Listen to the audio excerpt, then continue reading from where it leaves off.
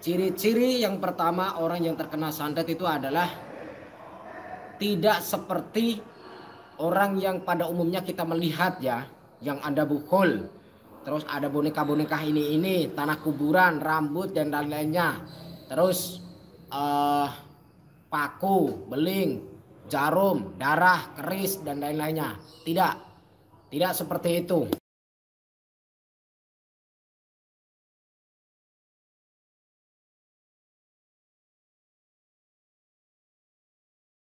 Bertemu kembali dengan saya Nur Samsun Al-Fakir. Sesuai dengan janji saya tadi siang, malam ini saya akan memberikan wawasan dan ulasan mengenai ciri-ciri orang yang terkena santet yang sebenarnya ataupun yang asli santet, bukan santet-santetan saja, tapi benar-benar orang yang terkena santet. Ciri-ciri yang pertama orang yang terkena santet itu adalah tidak seperti orang yang pada umumnya kita melihat ya, yang ada buhol, terus ada boneka-boneka ini, tanah kuburan, rambut dan lain-lainnya, terus paku, beling, jarum, darah, keris dan lain-lainnya. Tidak seperti itu. Ciri-ciri orang yang terkena santet sesuai dengan syariat, sesuai dengan rukun-rukun Islam, di dalam kitab sudah dijelaskan. Jadi satu, yang pertama adalah hati selalu gelisah. Jadi hati selalu gelisah tanpa ada sebab yang selalu tidak nyaman. Tanpa sebab yang selalu tidak nyaman. Seperti itu. Jadi hati yang gelisah selalu tidak nyaman itu misalkan kita berdampingan dengan para alim ulama, kita merasa tidak nyaman, ataupun mendengarkan pengajian-pengajian, ataupun kita di suatu majelis taklim, ataupun di dalam masjid, ataupun kita sedang berobat kemana gitu, kita merasa tidak nyaman, kita merasa gelisah, merasa ya tidak enak. Itu salah satu, yang pertama seperti itu. Terus yang kedua adalah selalu merasa takut yang tidak beralasan. Selalu takut yang tidak beralasan. Ciri-cirinya adalah takut dengan suara azan, suara mengaji, suara bacaan-bacaan ayat suci ataupun Al-Quran. Itu ciri-cirinya. Dan ciri-ciri lainnya adalah takut dengan suara burung. Kalau dengan hewan itu takut dengan suara burung, suara keindahan burung, terus suara cicak dan lain-lainnya. Suka ngelantur dan takut kematian, seperti itu. Ciri-ciri yang nomor 3 adalah di mana seseorang tersebut sering melamun, tidak suka dengan keramaian, tidak suka hobi dengan berdiam diri, atau alias tidak menyukai dengan keterbukaan, alias suka menyembunyikan sesuatu. Jadi suka melamun yang tidak penting. Melamun bukan tafakur. Kalau melamunnya untuk tafakur, insya Allah hasilnya baik. Tapi kalau melamun kosong, yang tidak ada tujuan, tidak ada manfaatnya di situ, maka di situ ada salah satu ciri-cirinya, itu ciri-ciri nomor 3. Dan suka menyendiri atau suka menyepi atau suka tidak menyukai dengan keramaian dan suka berdiam diri. Terus tidak menyukai dengan keterbukaan. Jadi selalu menyembunyikan sesuatu, selalu merahasiakan sesuatu. Itu ciri-ciri yang ketiga.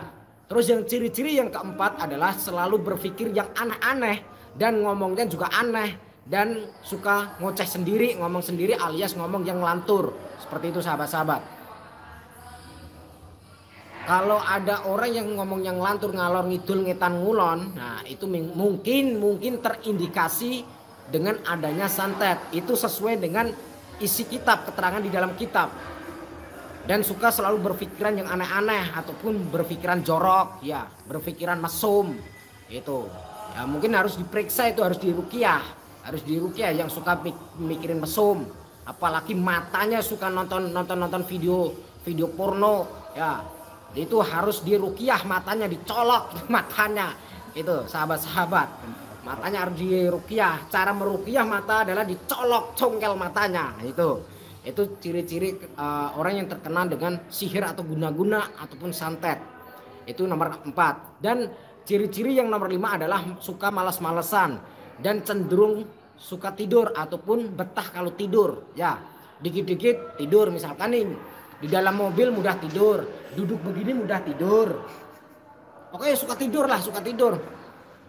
Ngaji tidur, mendengarkan orang pengajian.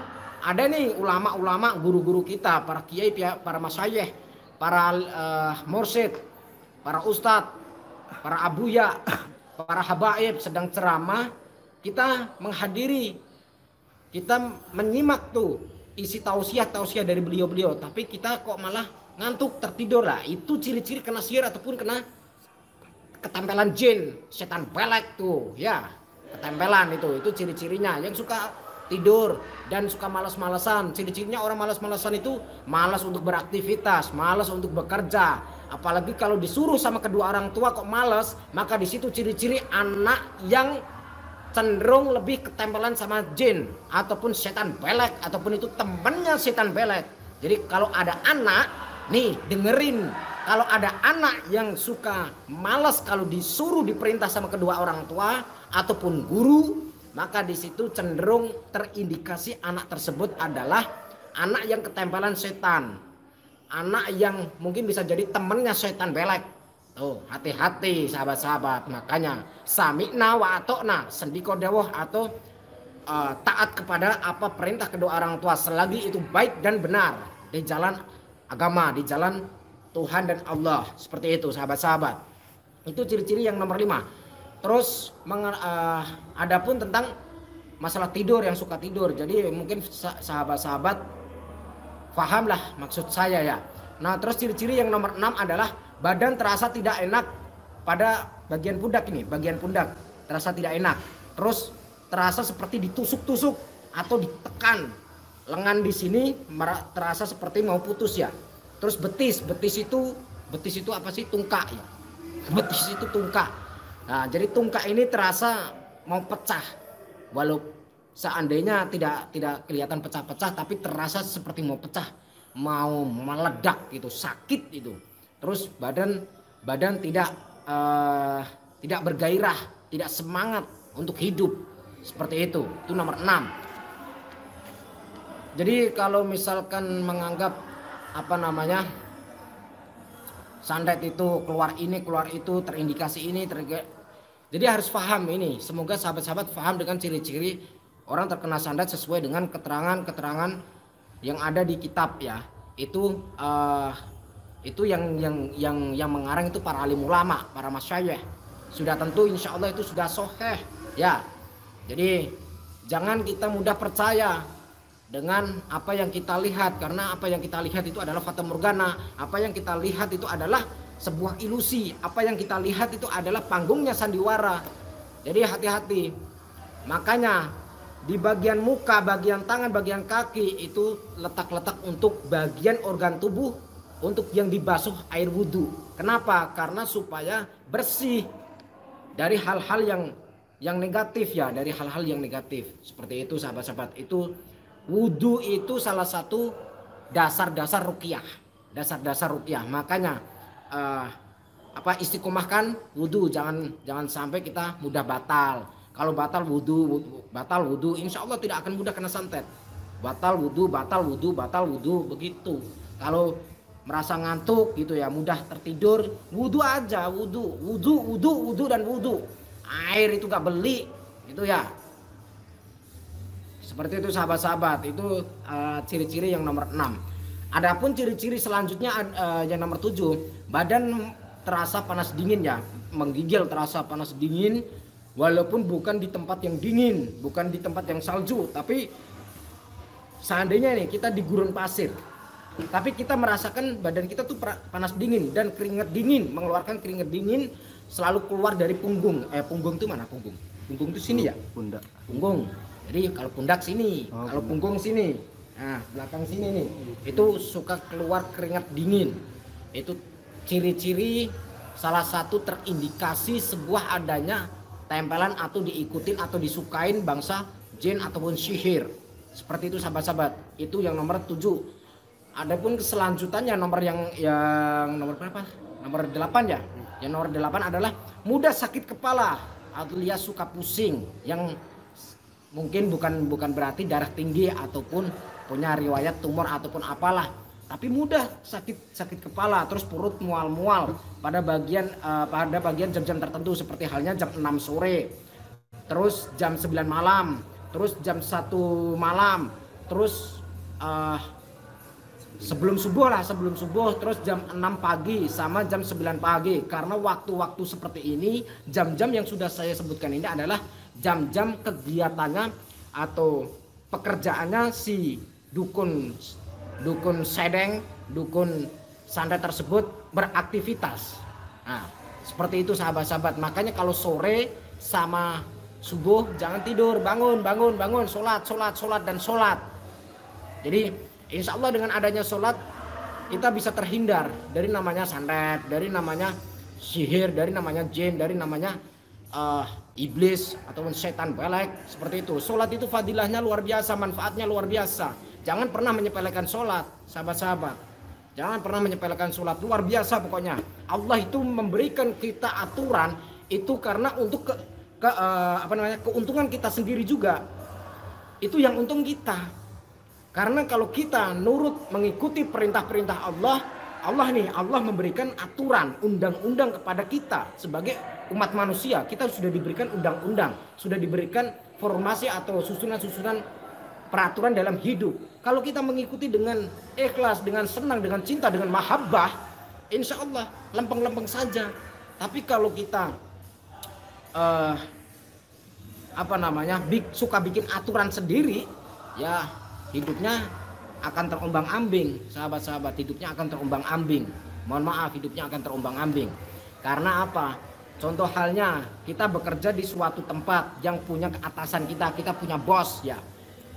Bos pasti sudah tentu memberikan sebuah aturan, peraturan di dalam perusahaan tersebut. Kalau kita melanggar peraturan tersebut, kita maka akan kena SP. Ya, kena peringatan, teguran, itu sudah pasti. Begitu pula kita bekerja dengan Allah, bekerja kepada Allah. Allah memberikan peraturan kepada kita. Sebetulnya peraturan itu adalah keuntungannya adalah untuk diri kita sendiri, Seandainya kita itu suka bikin aturan sendiri, ngeyel semaunya sendiri, maka niscaya Allah akan menegur, akan memberikan SP, akan memberikan peringatan kepada kita. Itu sahabat-sahabat, jadi kita fahami. Tadi nomor berapa tadi ya? Nomor 8 ya? 8. Oke, adapun yang nomor berikutnya, nomor 9 adalah selalu ngilu. Ngilu itu atau nyeri ya, ngilu, pegel-pegel pada saat berhubungan berhubungan kikuk ya. Jadi berhubungan suami istri, berhubungan intim malam Jumat ya, ritual dalam kasur ya, sahabat-sahabat, ritual.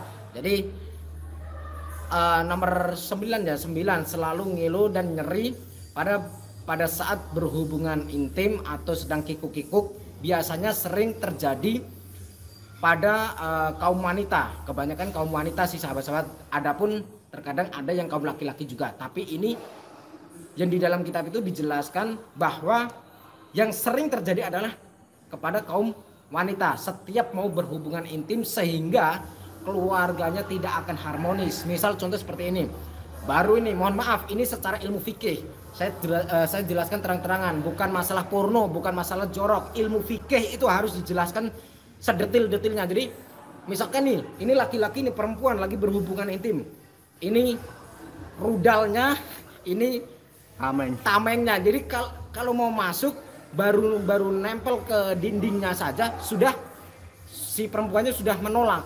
Itu terindikasi adanya tempelan setan, tempelan jin, ataupun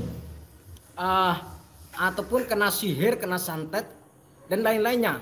Bisa jadi wanita tersebut bisa terkadang temennya setan belek.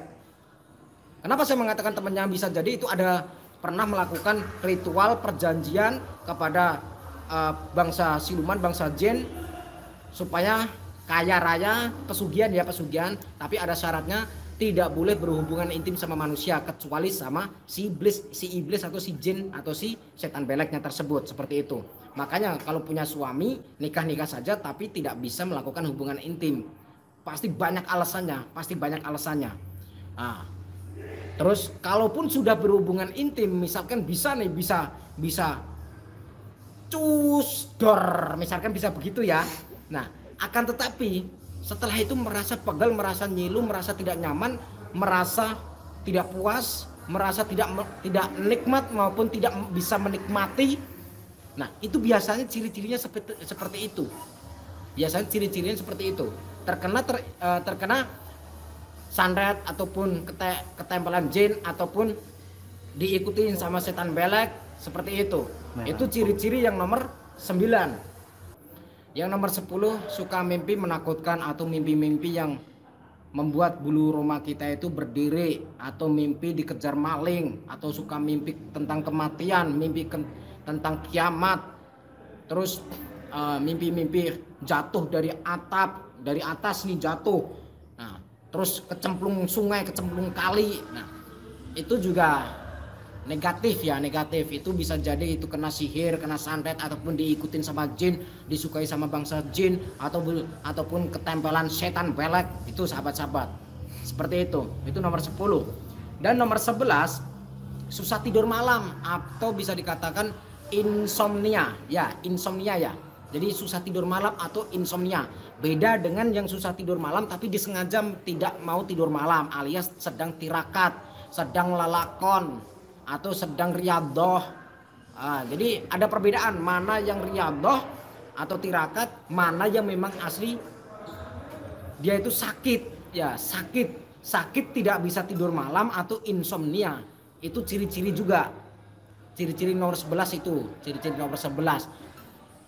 Bagaimana solusinya? Ya harus diruqyah, harus dibersihkan, harus diobati, atau rajin-rajin bersolawat, atau rajin-rajin sholatnya, dijaga wudhunya, dijaga kesuciannya, terus istiqomah tadarus Al-Quran, terus dijaga mata, telinga, mulut kita, tangan dan kaki, dan terutama pikir dan hati kita harus dijaga. Pikiran dan hati kita dijaga, sahabat-sahabat. Apalagi mulut kita tidak asal-asalan ngecopros ya, seperti itu sahabat-sahabat. Nah, kalau punya mulut suka ngalor ngidul ngitan ngulon, ya itu perlu diruqyah, itu perlu diruqyah.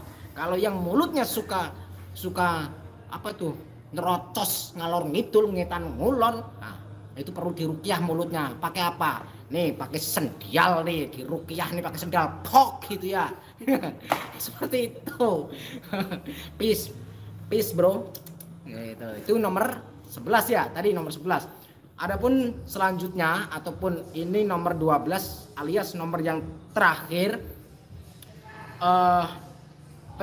atau ciri-ciri mengenai orang terkena sihir ataupun santet atau orang yang disukai bangsa jin atau setan belek. Itu yang nomor terakhir atau nomor 12 adalah perut membesar seperti orang hamil. Kebanyakan memang wanita, akan tetapi tidak menutup kemungkinan laki-laki pun bisa. Kenapa saya bisa mengatakan seperti itu? Karena kakak sepupu saya pernah kena juga. Diobatin ke para habaib, diobatin ke sana ke sini, kiai, paranormal ke sana ke sini, nggak sembuh-sembuh. Dan walhasil yang bisa menyembuhkan adalah dirinya sendiri. Bagaimana? Taubatan nasuha, mendekatkan kepada Allah. Dulu itu saya mengingatkan seperti itu karena saya juga membantu selama 1 tahun, saya membantu mengobati beliau, belum sembuh-sembuh. Jadi saya membantu beliau pengobatan sesuai dengan kemampuan saya atau amanah ya, saya menerima amanah dari Allah Subhanahu wa taala untuk membantu saudara saya, kakak sepupu saya itu belum diberikan kemampuan, sahabat-sahabat, belum diberikan kemampuan atau belum diridhoi sama Allah untuk menyembuhkan kakak sepupu saya. Walhasil saya istiqoroh dan saya itu punya kerentek hati. Oh iya, ya penyakit berasal dari Allah, maka kesembuhan dari Allah. Dan penyakit yang sakit itu dia, maka yang bisa menyembuhkan harusnya dia sendiri, dirinya. Yang sakit siapa? Dirinya. Yang bisa menyembuhkan siapa? Dirinya juga. Bagaimana caranya? Mendekatkan kepada Allah Subhanahu wa taala. Itu mengharapkan doa-doa, mengharapkan cucuran mengharapkan sebuah embun-embun tetesan nikmat dan keberkahan dan kemuliaan dari Allah Subhanahu wa taala. Insyaallah niscaya kalau kita selalu mengemis dengan istiqomah, mengemis kepada Allah, memohon kepada Allah, berdoa di setiap sujud kita dengan ikhlas dan sabar, insyaallah kun fayakunnya Allah akan memberikan sebuah kesembuhan yang tidak akan diduga-duga. Jadi kita jangan putus asa, kita jangan meremehkan Allah. Misalkan seperti ini, aku sakit sudah lama kok gak sembuh-sembuh. Saya sholat sudah, sholawat juga rutin, tadarus Al-Quran juga istiqomah, sedekah sudah, zakat sudah. Saya baik, saya orangnya sopan. Tapi kenapa saya ini kok masih sakit ya? Nah, ini perlu dikoreksi sahabat-sahabat. Kenapa masih sakit? Kenapa belum sembuh?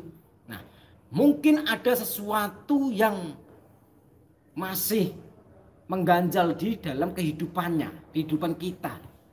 Kenapa doa-doa kita itu sulit diijabah sama Allah? Kenapa doa-doa kita itu setiap sujud kita, setiap permohonan kita belum diterima atau belum dikabulkan sama Allah? Itu pasti ada sesuatu yang mungkin diri kita sendiri yang akan tahu. Dan itu tugasnya adalah diri kita harus tafakur.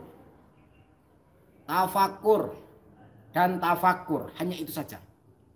Merenungi, menghayati, mencari sebuah solusi di dalam heningnya kejiwaan kita, berpikir ada apa, kesalahan apa yang ada di dalam jiwa saya, di dalam kehidupan saya, sehingga doa-doa saya belum diijabah, sehingga permohonan saya belum dikabulkan sama Allah. Seperti itu. Itu sahabat-sahabat. Jadi santet itu bukan seperti yang selama ini kita takut-takuti ya. Jangan takut dengan hal-hal seperti itu. Jangan takut. Yang artinya orang yang susah disantet adalah orang yang tidak punya rasa takut. Orang yang tidak punya rasa ragu-ragu pun tidak punya. Ataupun orang yang tidak punya rasa was-was. Orang yang tidak punya rasa bimbang. Orang yang tidak punya rasa takjub. Seperti itu. Akan tetapi orang yang selalu memiliki keyakinan dan keberanian. Hanya dua ini, keyakinan dan keberanian. Kalau kita sudah memiliki jiwa kedua ini, insya Allah kita sulit disantet, kita sulit diteluh, ataupun bangsa jin itu susah untuk menerobos dinding-dinding energi kita. Seperti itu. Dan alhamdulillah saya sudah sekitar 4 tahun, kalau tidak salah 4 tahun saya tidak pernah mimpi basah. Yang artinya bukan berarti saya ini tidak normal bro, normal. Kenapa saya mengatakan normal? Buktinya saya nikah dapat 1 bulan langsung gini langsung hamil.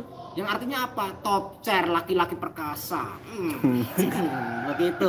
Jadi laki-laki sejati itu ya harus seperti itu, sakti segala-galanya. Satu cicut langsung jadi ya. Alhamdulillah diberikan, diamanahi sama Allah keturunan ataupun calon penerus saya. Anak pertama adalah laki-laki, bernama Muhammad Solahuddin Al-Qurtubi. Itu nama putra saya, Muhammad Solahuddin Al-Qurtubi. Itu nama putra saya. Lahirnya satu hari pas dengan pemilu cawapres ya, presiden ya, seperti itu. Oke sahabat-sahabat, semoga ulasan ini yang saya jelaskan, yang saya niatkan suguhkan untuk sahabat-sahabat untuk berbagi, semoga bisa bermanfaat, semoga bisa menjadi renungan sahabat-sahabat. Kalau suka silakan ditonton, kalau tidak suka maka tinggalkan. Kalau memang itu menurut sahabat-sahabat bermanfaat, maka boleh silakan diambil hikmahnya. Kalaupun tidak bermanfaat buat sahabat-sahabat, maka tinggalkan saja, abaikan saja suara atau ocehan saya yang anak kecil, kurus, kerempeng seperti ini.